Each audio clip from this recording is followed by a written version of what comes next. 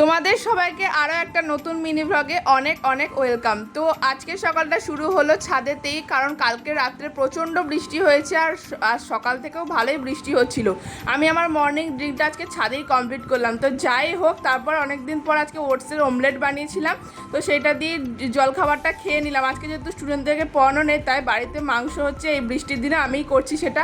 আর মা একটু পেঁপের চাটনি করেছে। পেঁপের চাটনি খেতে তোমরা কারা কারা ভালোবাসো অবশ্যই কমেন্ট করে জানিও। তারপর চান টান করে ফ্রেশ হয়ে ঠাকুরের পুজোটা সেরে নিলাম আর দুপুরে খেতে বসে পড়লাম। মাংসর ঝোল দিয়ে ভাতটা খেতে দারুণ লাগলো। তো এই বৃষ্টির দিনে মাংসর ঝোলটা তো জমে গেছে, একদম হালকা পাতলা করে ঝোল বানানো হয়েছিল। তো যাই হোক, তারপর বিকেলবেলাও একটু ওয়েদারটা ভালো হয়েছিল বলে হাঁটতে বেরিয়েছিলাম। আর প্রতিদিন একটু হাঁটতে না বেরোলে আমার ভালো লাগে না। তো যাই হোক, তারপর আবার স্টুডেন্টদেরকে পড়িয়ে টড়িয়ে নিলাম। দেখো ওরা এখানে হাই করছে। তারপর রাত্রিবেলা রুটি মাংস দিয়ে ডিনারটা সারলাম। ভিডিওটা ভালো লাগলে লাইক শেয়ার সাবস্ক্রাইব করো। Thanks for watching, tata.